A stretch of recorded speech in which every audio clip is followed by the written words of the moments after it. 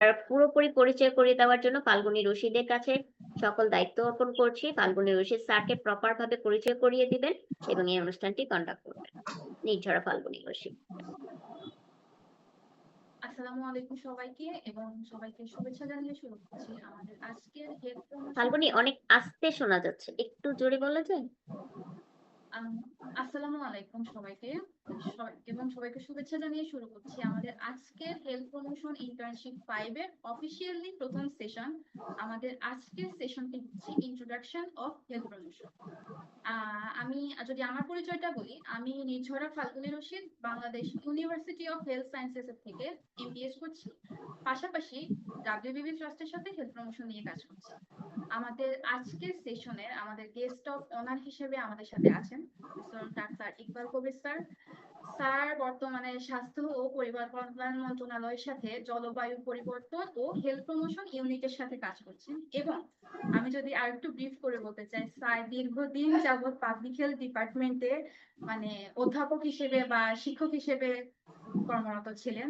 তো সেক্ষেত্রে আমি স্যারের কাছে একটু অনুরোধ করব, আমাদের সাথে 15টি ভিন্ন ভিন্ন বিশ্ববিদ্যালয় থেকে 30 জন ইন্টার্ন, যারা কেউ কেউ পাবলিক হেলথের এবং কেউ কেউ আছে এনভায়রনমেন্টাল সায়েন্স বা পাবলিক হেলথ রিলেটেড বিষয়গুলো নিয়ে পড়ালেখা করছে, যারা কিনা পাবলিক হেলথ সম্পর্কে জানতে আগ্রহী। এখন আমি স্যারের কাছে অনুরোধ করব, স্যার যদি স্যারের অভিজ্ঞতা থেকে বা স্যারের প্রেক্ষিতে স্যার যদি আমাদের ইন্টার্নদের জন্য পাবলিক হেলথ, আমাদের হেলথ প্রমোশন নিয়ে একটু কিছু বলেন। আমি স্যারের কাছে অনুরোধ করবো এবং আমি স্যারকে অনুরোধ করছি, স্যার যদি আপনার মূল্যবান বক্তব্যটুকু দেন।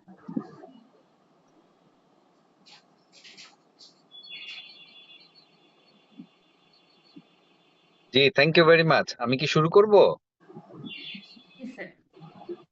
আচ্ছা, তো সবাইকে ধন্যবাদ জানাচ্ছি। এটা তো ফোকাসটা তো হেলথ প্রমোশনের উপরে, তাই তো?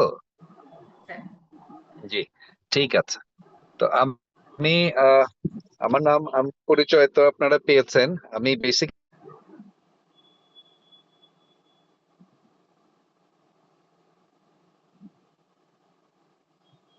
আমি climate change and health promotion ইউনিটের সেই আলোকেই আপনাদের সবাইকে, আপনারা যে এটা এর আগে লাস্ট একটা সেশনেও লাস্ট একটা ব্যাচেও আমি কিছু কথাবার্তা বলেছিলাম। তো আমার মনে হয় যে হেলথ প্রমোশন বিষয়টা নিয়ে নিশ্চয়ই আপনাদের কিছু ধারণা আছে। তো হেলথ হচ্ছে ডাব্লিউএইচওর যে সংজ্ঞাটা আছে তাতে বলা হয় কমপ্লিট ফিজিক্যাল, মেন্টাল, সোশ্যাল এবং আজকাল বলা হচ্ছে স্পিরিচুয়াল ওয়েলবিং। তো এই চারটা বিষয়ে, এবং এটাকে বলা হয় যে কমপ্লিট ওয়েলবিং এনশিওর করা, are not merely absence of any disease or ইনফার্মিটি, অর্থাৎ আপনার শুধু রোগ নাই কিংবা আপনার কোনো অক্ষমতা নাই, এটা হলেই যে আপনি সুস্থ তা না। আপনাকে শারীরিক, মানসিক, সামাজিক এবং আত্মিক ভাবে আপনার পুরোপুরি যদি আপনি সুস্থ থাকেন, তখনই হবে যে আপনার আপনি আপনার স্বাস্থ্য ঠিক আছে, আপনি সুস্বাস্থ্যের অধিকারী। তো এইটা যদি বলি তাহলে এই যে ধরেন আমার হয়তো আরো আগে ঢাকায় পৌঁছে যাওয়ার কথা ছিল, কিন্তু ব্যাড ট্রাফিকে পড়ে আমি এখনো রাস্তায়। তো এই এতে করে কিন্তু আমার মানসিক অবস্থাটা, ওয়েলবিংটা ভালো না। সামাজিক ওয়েলবিং যদি বলেন সেটাও ভালো না, একটা অস্থির সময়ের ভেতর দিয়ে যাচ্ছে। শারীরিক ভাবে হয়তো আমি ভালো আছি, আবার শারীরিক ভাবেও যে খুব ভালো আছি তা বলা যাবে না। আমার হাইপার টেনশন আছে, রেগুলার আমাকে ওষুধ খেতে হয়। মেয়েটার সাথে এই যে ধরেন এখন একটা স্ট্রেসের মধ্যে আছি, এত জন আপনারা ওয়েট করছেন আপনাদের সাথে কথা বলতে পারা, আমার অবশ্য একটু খেয়ালও ছিল না যে আজকে এই 6 তারিখ। তো এই এই যে স্ট্রেস, এই স্ট্রেসের কারণে I am not a healthy person. তাহলে এইটা হচ্ছে হেলথের পার্সপেক্টিভ। এখন হেলথ কে প্রমোট করা, প্রমোশন মানে কি? প্রমোশন মানে আমরা বুঝি যে চাকরিতে প্রমোশন মানে পদোন্নতি, অর্থাৎ এটা হলো এক এক ধরনের উন্নয়ন। তাহলে হেলথ প্রমোশন মানে হচ্ছে হেলথকে আপনাকে এনহ্যান্স করতে হবে, হেলথের প্রমোশন ঘটাইতে হবে। তাহলে এখন আমরা যদি দেখি ডাব্লিউএইচও হেলথের যেরকম সংজ্ঞা দিয়েছে, সেরকম ডাব্লিউএইচওর একটা হেলথ প্রমোশনেরও এক ধরনের ডেফিনেশন আছে। ওয়ার্ল্ড হেলথ অর্গানাইজেশনের এই সংজ্ঞাগুলোই গ্লোবালি হেলথ প্রমোশনের ক্ষেত্রে পালিত হয়ে থাকে। এটাকে বলা হয় যে process of enabling people to increase control over and improve their health by creating conditions that support wellbeing. হেলথের সংজ্ঞায় বলা হচ্ছে যে কমপ্লিট ওয়েলবিং চারটা ভাবে: physically, mentally, socially and spiritual. আর হেলথ প্রমোশনের ক্ষেত্রে যে আমরা বলছি, এই জিনিসটাকে এনেবলিং একটা এনভায়রনমেন্ট দিতে হবে আপনাকে, অর্থাৎ প্রসেস অফ এনেবলিং পিপল, অর্থাৎ জনগোষ্ঠীকে এনেবল করতে সহায়তা করে এইরকম একটা প্রসেস যেটা two increase control over and improve their health, তাদের স্বাস্থ্যের উপর একটা নিয়ন্ত্রণ প্রতিষ্ঠা করা এবং তার ইমপ্রুভমেন্টের জন্য যা যা করা দরকার। কিভাবে? বাই ক্রিয়েটিং কন্ডিশনস, এমন কিছু কন্ডিশন ক্রিয়েট করা যার মাধ্যমে দ্যাট সাপোর্ট ওয়েলবিং। এই হচ্ছে হেলথ প্রমোশন। এখন এক্সাম্পল যদি দিই, যে ধরুন যে আজকেই না কালকেই কবে যেন দেখলাম আমি যে ডাব্লিউবিপি ট্রাস্ট, অনন্যা, এরা আপনার এই যে কিসের প্রতিবাদ জানাচ্ছে, এই যে আপনার কি বলে নিকোটিন পাউচ তৈরি করা হবে বাংলাদেশে, এটা নিয়ে একটা আহ রাগ ঢাক করে এক ধরনের চুক্তি করা হচ্ছে এইটা নিয়ে। এইটা হলে যে আমরা এই যে এত বছর ধরে ডাব্লিউবিপি ট্রাস্ট এবং ন্যাশনালি বিভিন্ন অর্গানাইজেশন আপনার কি বলে এই অ্যান্টি টোবাকো অ্যালায়েন্স, এটা তো মার খেয়ে যাবে, তাহলে এটার কি কি মানে দাঁড়ালো? এই যে জিনিসটা ওভারঅল আপনার একটা হেলথ ক্যাম্পেইন করা এবং এটার জন্য যেই এডুকেশন এবং স্কিল ডেভেলপমেন্ট প্রোগ্রাম করা বা যে পলিসি করা, এই জায়গাগুলোতে আমরা তো এখন হেলথকে ডিমোশন করার ব্যবস্থা করছি, হেলথ প্রমোশন না করে। একটা সেফ এনভায়রনমেন্ট তৈরি করার সাথে হচ্ছে ওতপ্রোতভাবে এই আপনার হেলথ প্রমোশনটা জড়িত। আমরা যদি একটা আনসেফ এনভায়রনমেন্ট তৈরি করি যেখানে আপনার এই ধরনের কর্মকাণ্ড হবে, আমরা যদি এমন একটা পরিবেশ তৈরি করি যেখানে আপনার নিউট্রিশাস ফুডের অভাব হবে, তাহলে তো আর আমার হেলথ প্রমোশন হলো না। এবং এই কারণেই আপনার এই হেলথ প্রমোশনের জায়গাটা আমাদের জন্য খুব ইম্পর্টেন্ট। এটা গেল হেলথ প্রমোশনের পার্সপেক্টিভ। হেলথ প্রমোশন বলতে আমরা কি বুঝি? এখন পাবলিক হেলথ পার্সপেক্টিভে ডব্লিউএইচও এই হেলথ প্রমোশনটা অনেক এগিয়ে গেছে। আগে বলা হয়তো ইম্পর্টেন্স দেওয়া হতো হেলথ এডুকেশনে, এখন হেলথ এডুকেশনের নেক্সট ফেজে আমরা চলে গেছি। এই 2000 সালের পর থেকে আমাদের সামনে এখন হেলথ প্রমোশনটা হচ্ছে ইম্পর্টেন্ট। এই হেলথ প্রমোশনের আবার তিনটা বেসিক পিলার আছে। একটা পিলার হচ্ছে গুড গভর্নেন্স, একটা পিলার হচ্ছে হেলদি সিটি, আরেকটা পিলার হচ্ছে হেলথ লিটারেসি।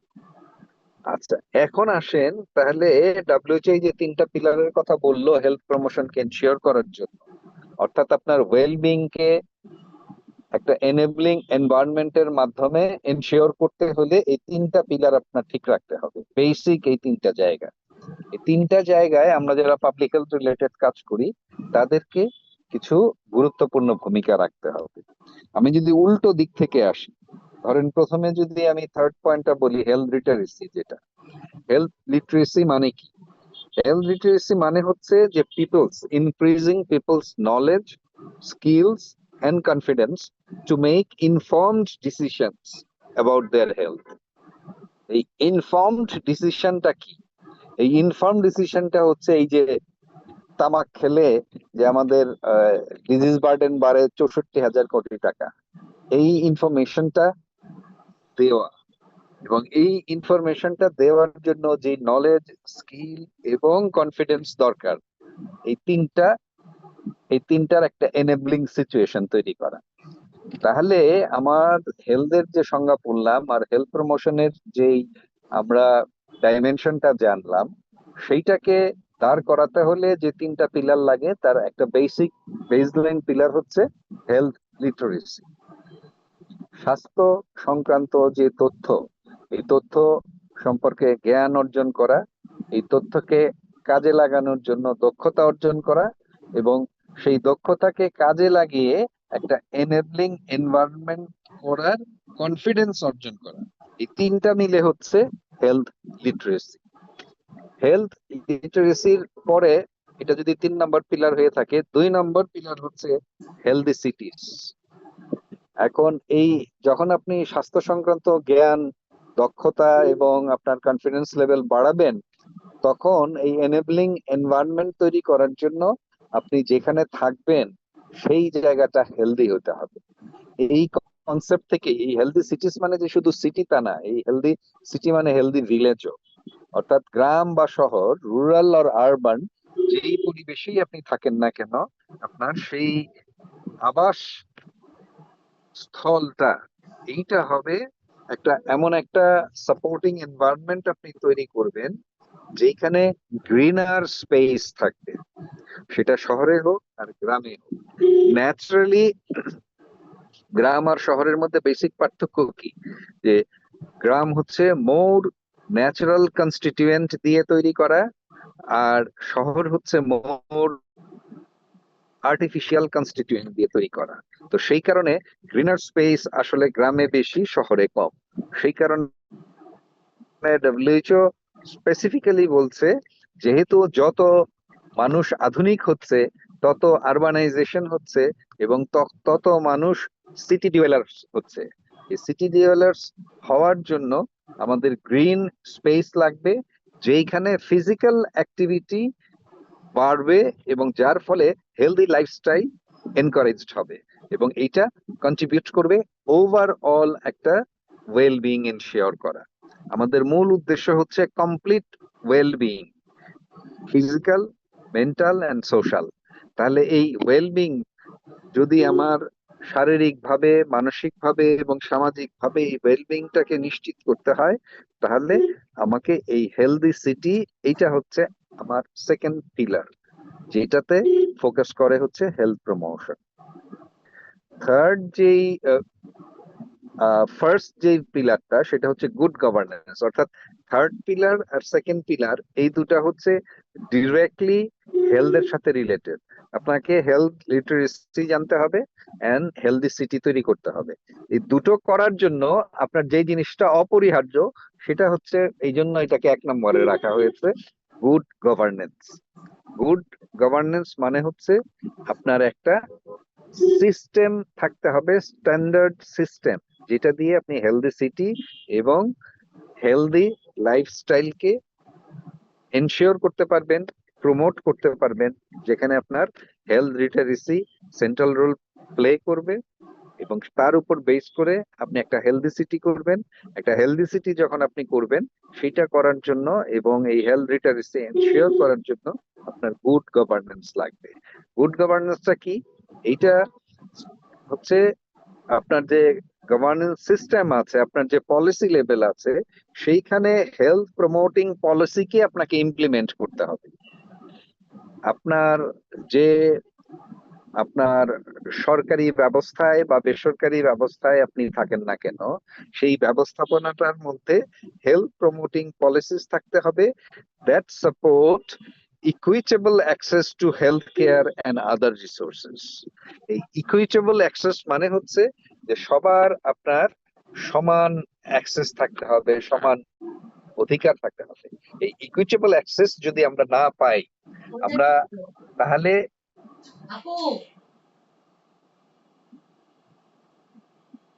এই গুড গভর্নেন্স এনশিওর হবে না। অর্থাৎ আমার এমনটা যেন না হয়, আমার টাকা নাই, আমি স্বাস্থ্য সেবা পাবো না। এই এই কনসেপ্টটার উপরেই কিন্তু এই যে ইউনিভার্সাল হেলথ কভারেজের কথা বলা হচ্ছে। আমরা যে সাস্টেনেবল ডেভেলপমেন্ট গোল 2030 যে গোল টার্গেট দেওয়া হয়েছে, যে আপনার সবার জন্য স্বাস্থ্য এনশিওর করা হবে এবং নো ওয়ান লেফট বিহাইন্ড, অর্থাৎ কাউকেই পেছনে ফেলে রাখা যাবে না, সবারই সমান অধিকার রয়েছে।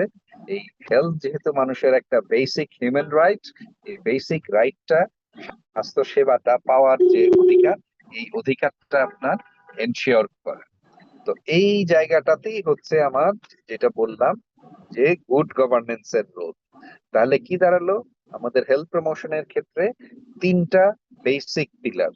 একটা হচ্ছে গুড গভর্নেন্স, একটা হচ্ছে আপনার হেলদি সিটি, আরেকটা হচ্ছে হেলদি সিটি মানে হেলদি সিটিজ, নট সিটি, হেলদি সিটিজ। যে যেখানেই থাকি না কেন একটা হেলদি এনভায়রনমেন্টাল লিভিং ডোমেইনের মধ্যে আমাকে থাকতে হবে।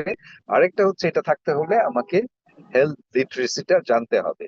আমার দেশের মাতৃমৃত্যু হার কত, শিশু মৃত্যু হার কত, এবং এগুলার রুট কজ কি, আমার দেশে যে নন কমিউনিকেবল ডিজিজ বেড়ে যাচ্ছে কেন বেড়ে যাচ্ছে।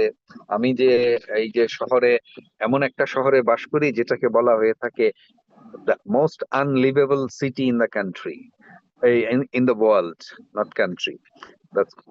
ঢাকাকে বলা হয়ে থাকে পৃথিবীর মোস্ট আনলিভেবল সিটি। এই তালিকায় প্রথম বা দ্বিতীয়, কখনো দিল্লি ফার্স্ট হয়, কখনো আমরা ফার্স্ট হই। এই বায়ু দূষণ এবং আপনার সামগ্রিকভাবে হেলথের প্যারামিটারের পার্সপেক্টিভে। তো আবার যদি দেশ হিসেবেও চিন্তা করি, বায়ু দূষণেও আমরা 1 নম্বর, মানে নিচের দিক থেকে 1 নম্বর ধরেন। তাহলে এই মোস্ট আনলিভেবল সিটি আর মোস্ট আনলিভেবল দেশে থেকে আপনি কেমন করে হেলথ প্রমোশনকে এনশিওর করবেন? তাহলে এটাকে চেঞ্জ করতে হবে।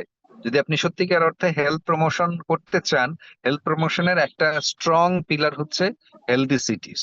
তাহলে আপনাকে হেলদি সিটিস তৈরি করতে হবে। তাহলে বাংলাদেশে যদি আমরা সত্যিকার অর্থে হেলথ প্রমোশন করতে চাই, আমাদের সিটি গুলাকে হেলদি সিটিতে রূপান্তর করতে হবে, এইটা কথা। তো এখন এই হেলদি সিটি রূপান্তর করতে হলে আপনাকে কি করতে হবে? তাহলে ওই যে হেলথের যে লিটারেসি গুলো আছে, আপনার গ্রিনার স্পেস বাড়াতে হবে, আপনার এই ক্লাইমেট চেঞ্জের ইম্প্যাক্ট পড়ছে এইটা কমাতে হবে, বায়ু দূষণ কমাতে হবে, পানি দূষণ কমাতে হবে, শব্দ দূষণ কমাতে হবে। এই যে দেখেন মাঝে মাঝে হর্নের শব্দ শুনতে পাচ্ছেন আমার গাড়ি, হ্যাঁ, এটা তো উপায় নাই। তারপরে এই যে যদি আমি এটাকে উল্টে দেই, তাহলে আপনাদের দেখাই এরকম, কোথায় যেন উল্টায়, কারণ আমার ছবিটা আমি উল্টে দিই। এই দেখেন রাস্তায় কি পরিমাণ ট্রাফিক, এটা হচ্ছে এয়ারপোর্ট রোড। তো তাহলে এই সিটিটা কি হেলদি সিটি? এই যে আমি যাচ্ছি বায়ু দূষণ, শব্দ দূষণ এর ভেতর দিয়ে, এটা কি হেলথ প্রমোশন হলো? না, এটা একটা আনহেলদি লিভিং স্টাইল। তো এইটার জন্য দরকার হচ্ছে গুড গভর্নেন্স। এই গুড গভর্নেন্স মানে কি? মানে হচ্ছে এই রাস্তায় একটা শৃঙ্খলা থাকতে হবে, কেউ কিছু মানছে না। ধরেন এই রাস্তায় রিক্সা চলছে, এই রাস্তায় মোটরসাইকেল চলছে, এই রাস্তায় সিএনজি যেগুলো বলি আমরা বেবি ট্যাক্সি সেটা চলছে, প্রাইভেট কার চলছে, বাস চলছে। আবার এই রাস্তায় যে ওই যে হাঁটার ফুটপাত, এটাও একটু দেখাই আপনাদের, তাহলে এটা একটা লাইভ সেশন হয়ে যাবে। ওই দেখেন ওই হাঁটার ফুটপাতের মধ্যে কি পরিমাণ আপনি দেখেন দোকানপাট, তো মানুষ এর ভিতর দিয়ে হাঁটছে, কিনছে। তো এই যে situation, this is an unlivable city নমুনা। বাস, এই যে সামনেই একটা যে কোনো জায়গায় বাস থামাচ্ছে, যে কোনো জায়গা থেকে মানুষ হাত বাড়িয়ে দিয়ে মানে বাস থামিয়ে রাস্তায় উঠে যাচ্ছে। আর ওই যে দেখেন নিধিরাম সর্দার, ট্রাফিক একজন দাঁড়িয়ে আছে, কিচ্ছু করার নাই তার। এই দেখেন যেখানে গাড়ি থামার কথা, সেখানে গাড়ি নেই।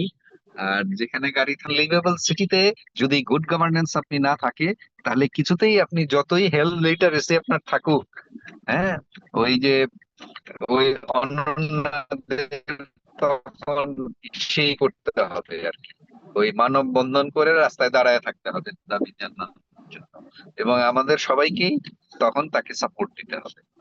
তো এটা হচ্ছে বেসিক কনসেপ্টটা যেটা আমি শেয়ার করলাম। আপনারা যারা শুনলাম যে এখানে 15টা বিশ্ববিদ্যালয়ের 30 জন আপনারা আহ কি বলে জয়েন করছেন।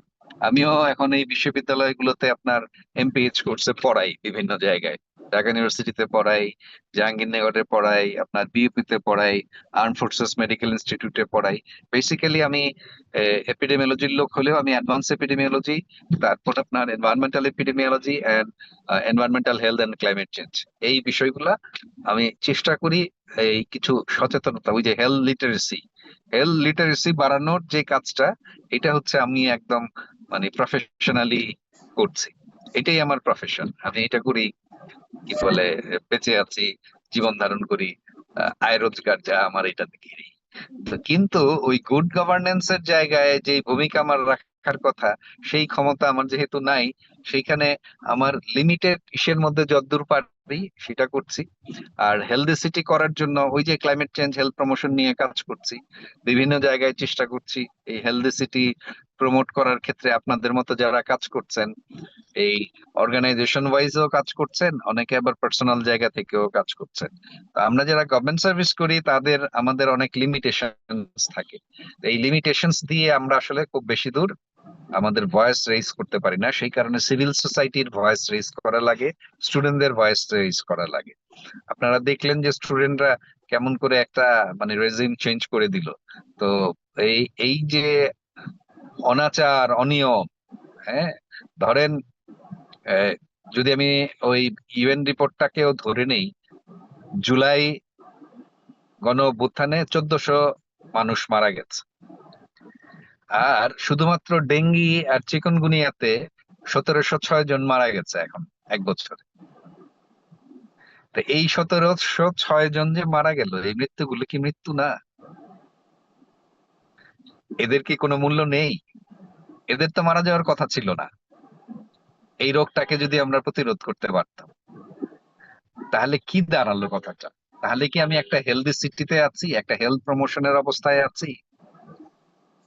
তো আমি গোটা দুনিয়া তোলপাড় হয়ে গেল 1400 জনের মৃত্যু নিয়ে, কিন্তু 1700 জনের নীরব মৃত্যু আমাদের কোথাও কোনো নাড়া দিল না। মানে আমি বুঝাইতে পারলাম এটা খুব তুলনীয় উদাহরণ হলো না, কিন্তু আমার কাছে যেটা হলো, দুটোই তো মৃত্যু। তাহলে মানুষের মূল্য কোথায় থাকছে? তাহলে হেলথ প্রমোশন যে আমরা করছি না, বা আমরা পাবলিক হেলথকে যে ইম্পর্টেন্স দিচ্ছি না, উই আর ইকুয়ালি ডুইং রং। আমি ওইটা আপনাদের মাথায় ঢোকানোর জন্য বলছি যে আমাদের যে স্বাভাবিক মৃত্যু হওয়ার কথা ছিল, অস্বাভাবিক মৃত্যুটাকে আমরা মেনে নিতে পারি না। তাহলে এই যে ডেঙ্গিতে চিকুনগুনিয়ায় যে 1706 জনের পর্যন্ত মারা গেল আপনার এক বছরে, তাহলে এই যে এখনো এই সিজনেও আপনার 300-র উপর মারা গেছে, এবং এটা হলো সরকারি হিসাব। বেসরকারি হিসাব যদি যোগ করেন তাহলে দেখা যাবে আরো মারা যাচ্ছে। তাহলে এই মৃত্যুগুলো কি এক্সপেক্টেড মৃত্যু? এগুলো তো আনওয়ান্টেড মৃত্যু। এবং এটার জন্য আমরা যারা পাবলিক হেলথে কাজ করছি, এর দায় তো আমাদের। আমরা সবাই দোষী এটার কারণ, গভর্নমেন্ট, পাবলিক, এভরিওয়ান। তাহলে এটা বলার উদ্দেশ্য হচ্ছে যে একটা হেলথ প্রমোশনাল অ্যাক্টিভিটিসে যদি নিজেদের জড়াতে হয়, তাহলে আমাদের মাইন্ডসেটটাকেও চেঞ্জ করতে হবে। আমার এই বেসিক থিওরিটিক্যাল যেমন আমি বললাম, হেলথ লিটারেসি, হেলথ, আপনার হেলদি সিটি এবং গুড গভর্নেন্স, এইটাকে আমাদের ডেইলি লাইফের অ্যাক্টিভিটিস এর মধ্যে আনতে হবে। আপনি যদি সকালে ঘুম থেকে উঠে যখন মুখ ধোন, যখন বাথরুম সারেন, তখন চিন্তা করতে হবে যে এই ঢাকা শহরে আমরা 2 কোটি মানুষ, সকালবেলা 3 আজলা করে পানি ব্যবহার করলে কতটুকু পানি ব্যবহার করছি। আমি যদি 1 আজলা পানি ব্যবহার কম করি তাহলে কত সেভ করছি। সকালবেলা উঠে সবাই আমরা বাথরুম সারছি, আমার বাথরুমের এই ওয়েস্ট প্রোডাক্ট কোথায় যাচ্ছে? সকালবেলা একটা করে রুটি যদি আমরা খাই, তাহলে 2 কোটি মানুষের 2 কোটি রুটি তৈরি করার জন্য কি পরিমাণ ওয়েস্ট তৈরি হচ্ছে। আমরা যদি ধরেন 2 কোটি মানুষের যদি আমি ধরি যে 25% মানুষ যদি একটা করে ডিম খায়, তাতেও তো দেখেন কত কি পরিমাণ ডিম লাগে। যদি 10% মানুষও খায়, কি পরিমাণ লাগে, এবং সেই ডিমের খোসাগুলা কই যাচ্ছে? এইভাবে যদি চিন্তা করেন তাহলে দেখবেন যে প্রত্যেকেই আমরা কিছু না কিছু ওয়েস্ট তৈরি করছি ইন আওয়ার ডেইলি লাইফ, এবং যেটার কোনো ব্যবস্থাপনা আমরা নিচ্ছি না। সিমিলারলি ধরেন প্লাস্টিক ইউজ, এই টোবাকো ইউজ, এই জিনিসগুলা, ফিজিক্যাল ইনঅ্যাক্টিভিটি, এই যে আপনার সেডেন্টারি লাইফস্টাইল, এই কারণগুলাতেই আমরা একদিকে ভ্যাকসিন আবিষ্কার করে আপনার কমিউনিকেবল ডিজিজ কন্ট্রোল করছি, আরেকদিকে আমরা নন কমিউনিকেবল ডিজিজ বাড়াচ্ছি, এবং আমাদের একটা এপিডেমিওলজিক্যাল ট্রানজিশন চলছে। অর্থাৎ মানুষের মৃত্যু এখন কমিউনিকেবল ডিজিজে কমে গেছে, কিন্তু নন কমিউনিকেবল ডিজিজে বেড়ে গেছে। ধরেন এই ক্যান্সারের একটা বড় কারণ আপনার এই ডায়াবেটিস, হাইপারটেনশন, তারপর আপনার এই যে রেসপিরেটরি ডিজিজ, এগুলা যে বাড়ছে, এগুলা বাড়ছে এই আনহেলদি সিটির কারণে। এই আনহেলদি সিটি ডুয়েলার্সদের মধ্যে আমরা শহর ছেড়ে যাবো না, যদিও পরে কহর না ছাড়িও শহর, ছোটবেলায় একটা কথা পড়েছিলাম আমরা। তা আমাদের কহর পড়ে যায়, কিন্তু আমরা শহর ছাড়ি না, এবং এই কারণেই র্যাপিড আরবানাইজেশন হচ্ছে, এবং আরবান ডেভেলপমেন্টকে আপনি রুখতে পারবেন না, কিন্তু আপনি যদি প্ল্যান করেন তাহলে হেলদি সিটি আপনি তৈরি করতে পারবেন। এই হেলদি সিটির প্ল্যানের জন্যই আমাদের এই হেলথ প্রমোশনটা দরকার। আপনারা যেখানে ইন্টার্ন হিসেবে আসছেন, তাদের মাথায় আজকে বোধহয় আপনাদের এই ব্যাচের প্রথম ক্লাস, তাদেরকে এটা ঢুকাতে হবে যে আমরা প্রত্যেকেই আমাদের ডেইলি লাইফে যে কাজটাই করছি, এটা কি আমি হেলদি পার্সপেক্টিভে করছি নাকি আনহেলদি পার্সপেক্টিভ।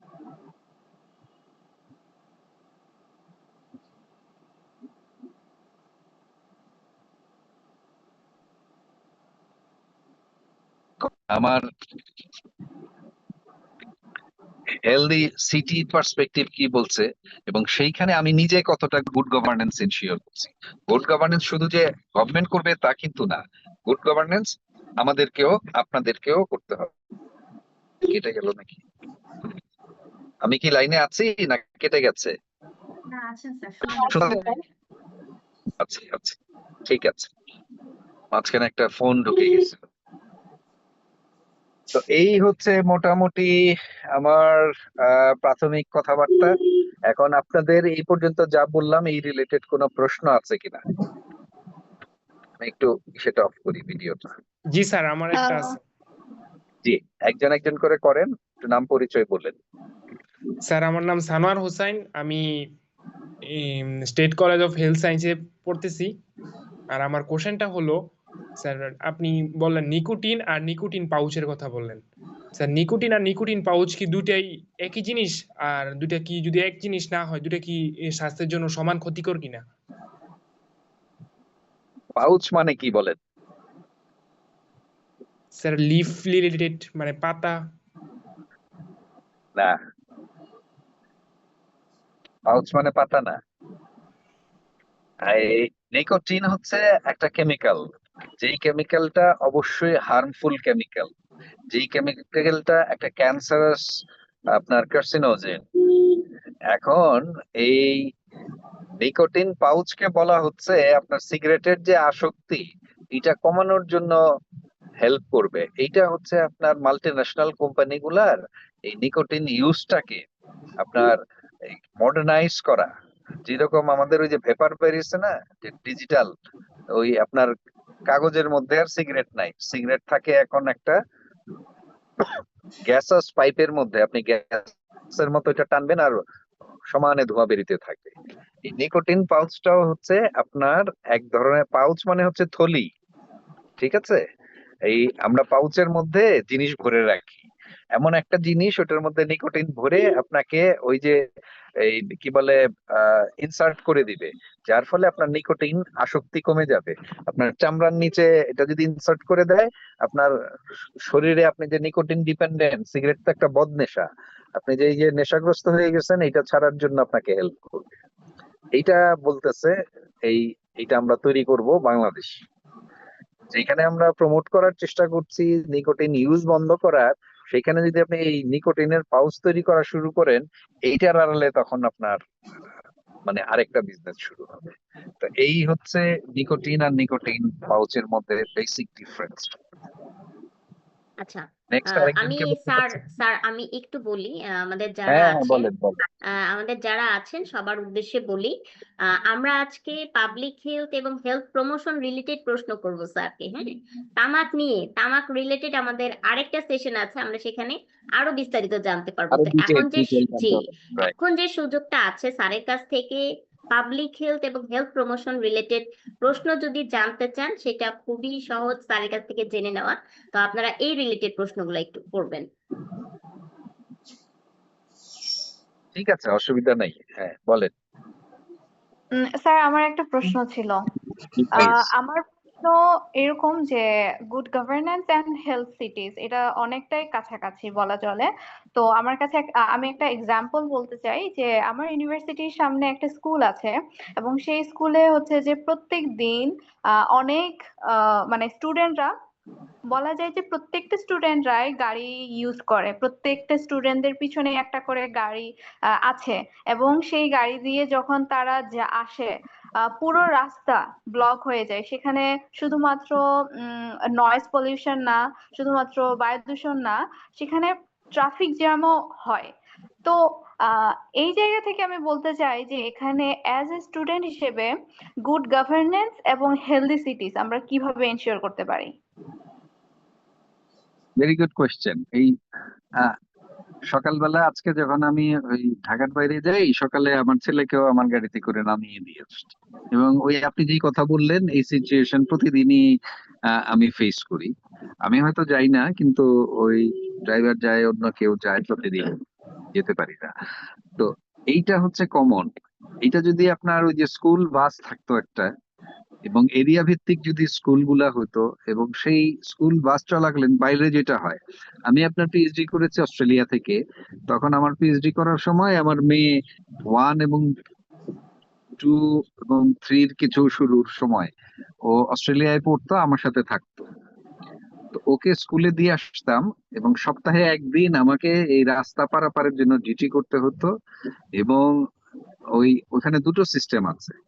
আপনি যদি প্রাইভেট কারে যান, তাহলে ওই স্কুলের সীমানা থেকে অন্তত মানে 50 থেকে 100 মিটার দূরে আপনাকে যে পার্কিং আছে ওইখানে রাখতে হবে, এবং তারপর বাচ্চাকে নিয়ে হেঁটে যেতে হবে। আর যদি স্কুল বাসে যান, তাহলে ওই স্কুলের সামনে একটা নির্দিষ্ট জায়গা আছে, ওই বাসে ওইখানে যেয়ে ওরা না থামবে। এবং এটা শুধু স্কুল আওয়ারে। আর স্কুল আওয়ারে এমনি নর্মালি ওই রাস্তার স্পিড হচ্ছে 60, কোনোটা 80। স্কুল আওয়ারে ওই রাস্তার স্পিড হচ্ছে 30 কিলোমিটার পার আওয়ার। আর ওই যখন বাচ্চারা স্কুল ছুটি হবে, বাচ্চারা পার হবে, এক এক দিন এক এক মানে 2জন করে গার্জিয়ানের ডিউটি থাকে, যারা ট্রাফিক পুলিশের দায়িত্ব পালন করে বাচ্চাদের পারাপারের জন্য। এটা হচ্ছে একটা আধুনিক বিশ্বে স্কুল টাইমে বাচ্চাদের স্কুল ম্যানেজমেন্ট এবং এই যে হেলদি ট্রান্সপোর্ট সিস্টেম, যে একটা গাড়িতে একজন বাচ্চা গেলে, একটা ক্লাসে যদি 40 জন থাকে, তাহলে একটা ক্লাসের জন্যই 40টা গাড়ি। সেটা না হয়ে একটা বাস হলে তো একটা বাসে 40 জনের বেশি আসতে পারত। পুলিং সিস্টেম যদি থাকতো, ঢাকা শহরে দেখবেন কিছু ভ্যান, স্কুল ভ্যান চলে, ওই একই জায়গা থেকে আপনার 5-7 জন বাচ্চা একটা ভ্যানের মধ্যে খাঁচার মতো ভরে থাকে। এটার আবার অনেক সিকিউরিটি ইস্যু টিস্যু আছে। তারপর ওই ভ্যানে করে নিয়ে যায়, ভ্যানে করে আসে। এটা হচ্ছে একটা ছোট মডেল। এই মডেলটাকেই যদি আপনি চালু করতেন, যে সকালবেলা যে স্কুল আওয়ার এবং অফিস আওয়ার, স্কুলের ক্ষেত্রে যেমন আপনি বললেন, অফিসের ক্ষেত্রেও তাই। কিছু কিছু আছে যে বাসে করে সবাই একযোগে যায়, আর যারা যত বড় অফিসার তত ইন্ডিভিজুয়াল, নাহলে আমাদের মান সম্মান থাকে না। আমি এত বড় অফিসার, আমার আলাদা গাড়ি থাকবে না, আমি সবার সাথে একসাথে যাব, এটা তো হইতে পারে। বাট এটা হয় না। আপনার সেতে নেদারল্যান্ডসে আপনার দেখছেন যে প্রধানমন্ত্রী সাইকেলে করে আপনার অফিস করে, মন্ত্রীরা সাইকেলে করে অফিস যায়। একটা জায়গায় বাসে আসে, বাস ওই জায়গায় থামিয়ে দেয়, ওইখানে সাইকেল স্ট্যান্ড আছে, যে যার সাইকেল ঠিক করা থাকে, ওই সাইকেল নিয়ে যে যার গন্তব্যে চলে যায়। এবং প্রত্যেকটা রাস্তার বাই লেন আছে, আপনি চাইলে সাইকেলে পুরোটাই চলতে পারবেন। বাংলাদেশে দেখেন দেখি, সাইকেলের জায়গায় মানে যেখানে সাইকেল বাড়া উচিত ছিল, সেখানে আমাদের দ্বিগুণ তিনগুণ হারে মোটর সাইকেল বেড়ে গেছে। একটা ট্রাফিক সিগন্যালের পরে যখন ছাড়ে, দেখবেন মৌমাছির মতো মোটরসাইকেল বেরোয়, কে কার আগে যাবে। তো এইটা আপনি ঠিকই বলছেন। এটা এখানে আমাদের অবশ্যই, আপনি আপনার প্রশ্নের মধ্যে উত্তর আছে। যদি গুড গভর্নেন্স এনশিওর করা যায়, তাহলে এখানে একটা হেলদি সিটির একটা বড় ক্রাইসিস, আপনি যেটা বললেন, হেলদি ট্রান্সপোর্ট সিস্টেম, এই ক্রাইসিসটা মেটানো সম্ভব। স্যার আসসালামু আলাইকুম। ওয়ালাইকুম আসসালাম। স্যার আমার নাম ইয়াসির আরফাত। আমি বাংলাদেশ ইউনিভার্সিটি অফ হেলথ সায়েন্সের থেকে bachelor of public health in occupational and environmental health থেকে পড়াশোনা করছি। স্যার আপনি এনসিটি নিয়ে প্যালেস্টাইন কিছু কবে যাবেন? প্যালেস্টাইন যাবেন না? জি স্যার, প্যালেস্টাইন কবে যাবেন? ইনশাল্লাহ ইয়াসির যাবো স্যার। আরাফাত তো প্যালেস্টাইনে থাকার কথা। ইয়েস স্যার, যাবো ইনশাল্লাহ। আমাদের বলেন, মজা করলাম। হ্যাঁ স্যার, আপনি এনসিটি নিয়ে কিছু কথা বললেন। আমার জি। এনসিটি টা একটু পছন্দের, কারণ অনেক আরেকটা কথা বলছেন স্যার, আরবানাইজেশন প্ল্যানিং নিয়ে, যেহেতু এটা হবি, এটা আমরা রোধ করতে পারি না, কিন্তু আমরা প্ল্যানিং করতে পারি। এখন স্যার বিশেষ করে এনসিটি রিলেটেড কিছু এনভায়রনমেন্টাল ফ্যাক্টরস আছে, যেমন এয়ার কোয়ালিটি, তারপর ইনডোর এয়ার কোয়ালিটি বিশেষ করে। তো স্যার এইগুলো কিভাবে প্রিভেন্ট করা যায় সামনে? আমাদের ইন্ডাস্ট্রিয়াল হাইজিন থেকে শুরু করে আমাদের আরবানাইজেশন প্ল্যানিং কিভাবে করতে পারি আমরা ভালোভাবে, বিশেষ করে এটার সাথে প্রমোশন কিভাবে করতে পারি আরবানাইজেশন? দেখুন, আপনার urban planning, urban development and planning, এটা একটা আলাদা ডিপার্টমেন্টই আছে আমাদের বিএতে। এবং পৃথিবীর সব দেশেই এই সিটি প্ল্যানিং যখন হয় তখন এই আরবান প্ল্যানিং এন্ড ডেভেলপমেন্ট একটা ইম্পর্টেন্ট রোল প্লে করে। এবং এটা কিন্তু ওই যে আর্কিটেকচার ডিপার্টমেন্টের সাথে, মানে ফ্যাকাল্টির সাথে, আর্কিটেকচারের একটা বড় পার্ট হচ্ছে আরবান প্ল্যানিং এবং আরবান ডেভেলপমেন্ট।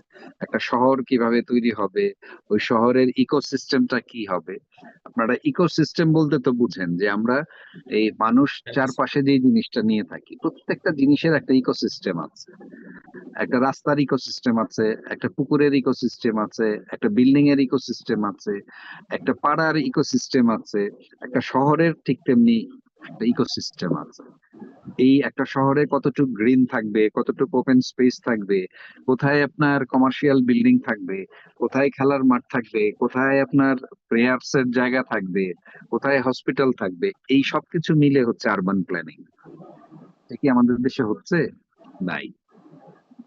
আপনি দেখেন কিছু কিছু জায়গায় যেগুলা এই যে প্রাইভেট শহর হচ্ছে, প্রাইভেট সোসাইটির আপনার টাউনশিপ ডেভেলপ করতেছে, এরা কিন্তু চটকদার বিজ্ঞাপন দেয় যে আমাদের এই এই সুবিধা আছে। এখন এই কিছু কিছু জায়গায় দেখবেন যে ওই অ্যাপার্টমেন্টের মধ্যে আপনার, আমরা এই যে ছাদ বাগান আসলো, কি যে ছাদ বাগান আসলো কোত্থেকে, যে নিচে যেহেতু গাছ লাগাচ্ছি না, আমরা ছাদে লাগাই। তো এইভাবে এগুলা একটা ডিটেইল প্ল্যানিং, এটার উপর ধরেন মাস্টার্স পিএইচডি এগুলা চলে। এটা তো আর আপনার এই হেলথ প্রমোশনের 40 মিনিটের লেকচারে এটা ডিটেইলটা বলা সম্ভব না। আর আপনি আরো কয়েকটা পয়েন্ট তুলেছেন, এটা হচ্ছে মোটা দাগে আরবান প্ল্যানিং। অবশ্যই আরবান প্ল্যানিং ছাড়া, এবং আরবান প্ল্যানিং এর একটা অধিদপ্তরই আছে, আমাদের একটা স্থাপত্য অধিদপ্তর আছে, যার কাজ হচ্ছে এই প্ল্যানিং করা। বাংলাদেশে একটা ওই যে প্ল্যানার্স একাডেমি আছে, প্ল্যানার্সদের অ্যাসোসিয়েশন আছে, কিন্তু এইটার বাস্তব ফল আমরা কম দেখি। এই যে ধরেন আমি এখন এই যে উত্তরা ক্রস করতেছি, উত্তরার নাম কিন্তু উত্তরা মডেল টাউন। যখন এটা শুরু হয়, আমরা ধরেন 80-র দশকে দেখছি যে উত্তরায় এই তখন টাউনশিপ ডেভেলপ করতেছে, এবং এটা প্রচুর গ্রিনিশ ছিল, অনেক বড় বড় ফাঁকা ফাঁকা রাস্তা ছিল। এখন সেটাকে আমরা কি করলাম? এই 30 বছর আগে যে শহরটার গোড়াপত্তন হয়েছে, সেই শহরে সিওয়েজ সিস্টেম চালু হয়েছে 30 বছর পর। তাহলে এটা কেমন মডেল টাউনের প্ল্যানিং করলাম আমরা, যেখানে আপনার সুয়ারেজের কোনো লাইন ছিল না এতদিন উত্তরার। একটা সিম্পল জিনিস যে আপনি এই এই টাউনশিপের মানুষজনের যে ওয়েস্ট তৈরি হবে, সিওয়েজ, এই সিওয়েজ আপনি কিভাবে ডিসপোজ করবেন যদি সিওয়েজ লাইনই না থাকে? তাহলে বুঝেন যে আমাদের টাউনশিপ প্ল্যানিং কেমন হয়েছে। পূর্বাচলে বলা হলো নিউ মডেল টাউন হবে, 30 বছর হয়ে গেছে, পূর্বাচলের কোনো ডেভেলপমেন্ট নাই।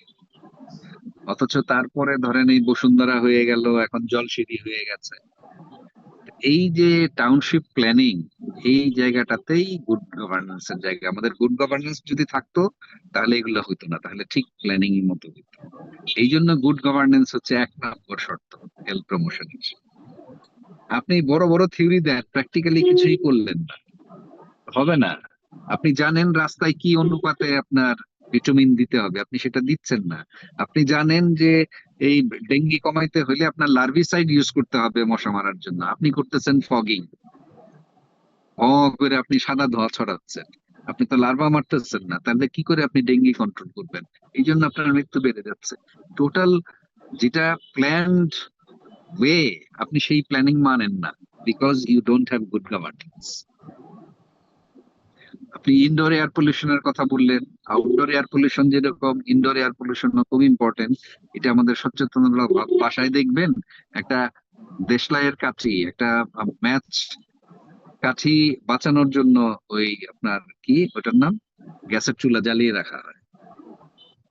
এই গ্যাস যে কি পরিমাণ ইনডোর এয়ার পলিউশন ঘটায়, আমি আমার বাসায় বলে বলে পারি না। আমাদের যে বাবুর্চি আছে যে ভাই একটা কি বলে ম্যাচ বেশি খরচ হোক কিন্তু চুলাটা অফ রাখো, বলে গ্যাস তো এমনি থাকে না, বারবার চুলা জ্বালাইতে কষ্ট হয়।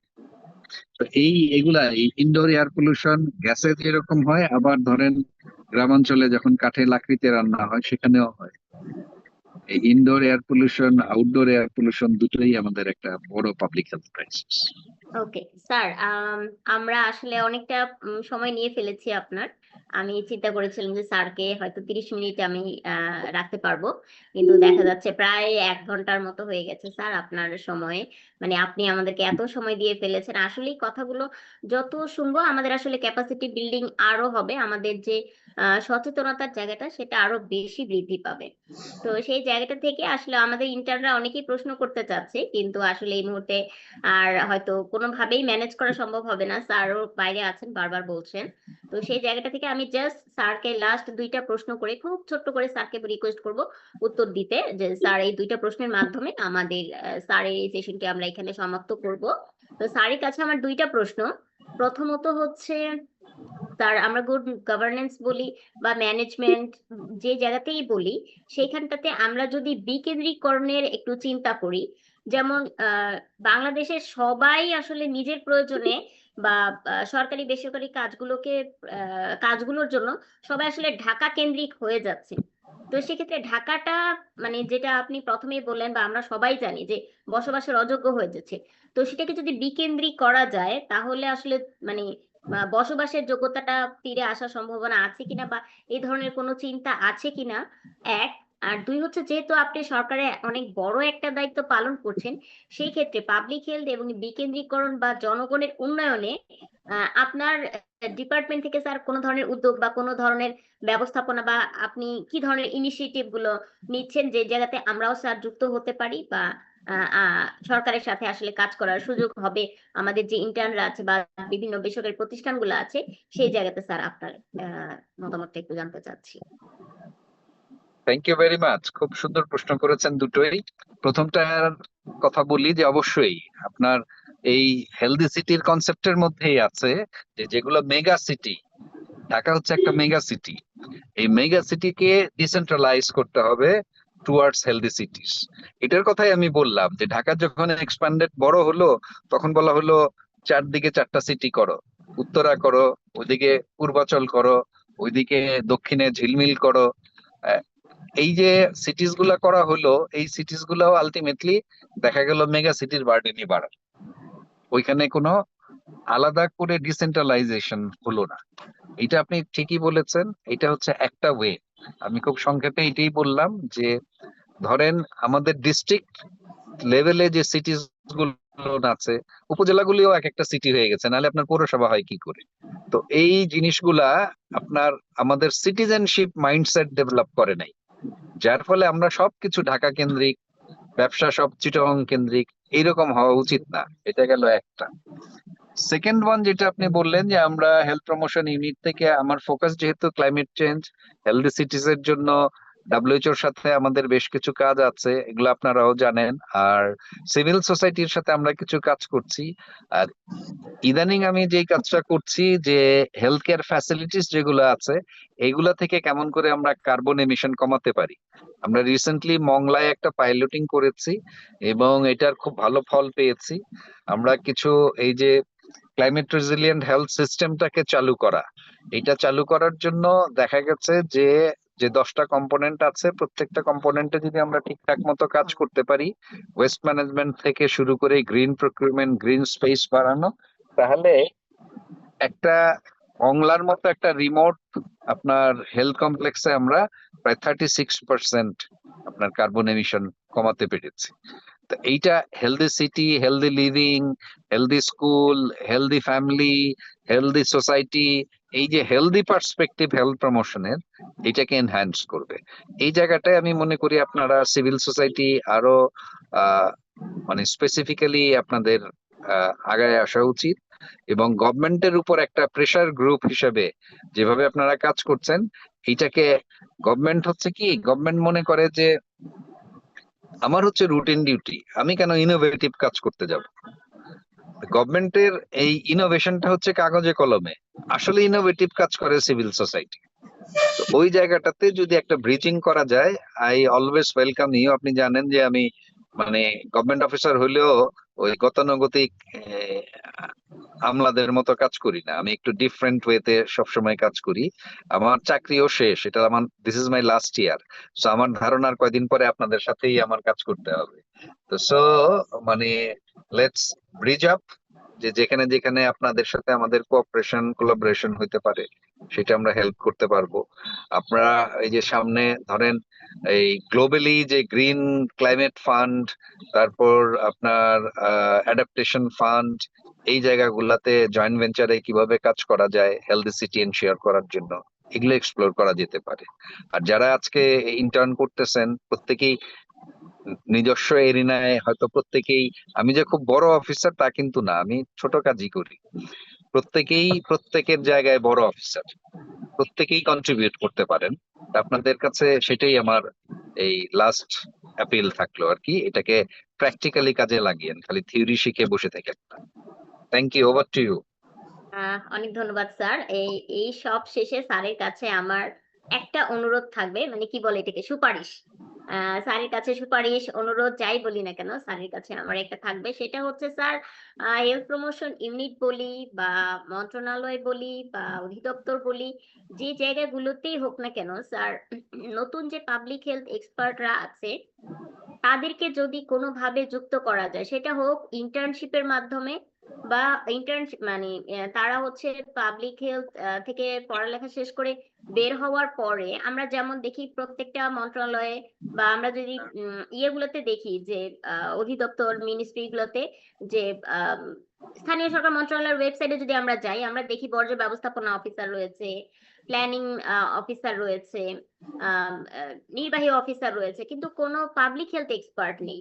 তো এই ধরনের যদি কোনো সুযোগ হয়, কোনো এক্সপার্ট নিয়োগ করা, যদি সুযোগ নাও হয়, কোনো ইন্টার্নশিপের মাধ্যমে নতুনদেরকে সুযোগ দেওয়া, স্যার এই ধরনের বিষয়গুলো স্যার আপনার জায়গা থেকে আপনি একটু বলবেন, যেন সরকারি জায়গাতে এই জায়গাতে কাজ করা যায়, সুযোগ হয়। তো হ্যাঁ সেই অবশ্যই, ক্লাইমেট চেঞ্জ এবং হেলথ প্রমোশন নিয়ে কাজ করতে চাইলে, যেমন রাইট নাও আমার এখানে 2 জন আপনার ইন্টার্নশিপ করছে, 2 জন আবার আরএ করছে। আমার টাকা দিতে পারি না, এটা হলো সমস্যা। এখন একটা লোককে আপনি কাজ করাবেন, অ্যাটলিস্ট তার যাতায়াতের খরচটা তো দিতে হবে। তা আমার হইলো এইটা একটা বড় সমস্যা, যেহেতু আমি কোনো ফাইন্যান্সিয়াল সাপোর্ট দেওয়ার ক্ষমতা আমার নাই। বাট কেউ যদি স্বেচ্ছাশ্রমের ভিত্তিতে ইন্টার্নশিপ আরএ শিপ করতে চায়, সেটা ওপেন আছে অলরেডি। আমার এখানে এখন 2 জন আপনার আরএ আছেন এবং 4 জন ইন্টার্ন করতেছেন। তো ওই আমি যেটা করি, 3 মাস কাজ করলেও আমি 6 মাসের একটা সার্টিফিকেট দিয়ে দিই, যেটা পরবর্তীতে তাদের কাজে লাগে। তো এই স্কোপটা আমি আপনাদের জন্য, আপনাদের এই ব্যাচের টিমের যারাই এরকম চাইবেন, এইটা আমি ওপেন করে দিতে পারবো। অনেক ধন্যবাদ স্যার। এটা আসলে একটা আশার বাণী যে আমরা মানে সরকারি একটা সার্টিফিকেট পাবো ইন্টার্নশিপে একটা কার্যক্রমের মাধ্যমে। খুবই ভালো স্যার, অনেক ধন্যবাদ। স্যার অনেকটা সময় নিয়ে ফেলেছি, অনেক ধন্যবাদ জানাচ্ছি আমাদের এই সেশনে যুক্ত হওয়ার জন্য। স্যার পরবর্তীতে আমি যোগাযোগ করব আমাদের একজন ইন্টার্ন যে অলরেডি আমাদের ইন্টার্নশিপ করে গেছে, তার একটা থিসিসে স্যার আপনার একটা ইন্টারভিউ নিতে চাচ্ছে। তো অনলাইনে ইন্টারভিউটা নিব, কিন্তু হচ্ছে স্যার আমি আপনার সাথে যোগাযোগ করব যে কিভাবে ইন্টারভিউটা নেওয়া যায়। আমি আপনাকে সমস্ত পেপারস গুলো স্যার দিয়ে দেবো। তো এই জায়গাতে আরেকটু সহযোগিতা চাইবো স্যার, এবং আশা করব ভবিষ্যতেও আপনি আমাদের সাথেই থাকবেন। যেহেতু আপনি বলছেন যে ভবিষ্যতে আমাদের সাথেই চলে আসবেন, তো আমরা আসলেই চাই আপনি আমাদের সাথেও থাকেন, আবার সরকারি বেসরকারি পর্যায়ে অন্য জায়গাগুলোতেও কাজ করেন, যদি আমাদের কথাগুলি আসলে আমরা আপনাদের থেকে দিতে চাই সবার কাছে। তো এই প্রত্যাশা রেখে স্যার অনেক ধন্যবাদ, আপনাকে বিদায় জানাচ্ছি আজকের আমাদের এই অনুষ্ঠানে। Thank you very much and good luck to you all. অনেক ধন্যবাদ স্যার, Okay, অনেক thank you. ধন্যবাদ স্যার, ভালো থাকবেন।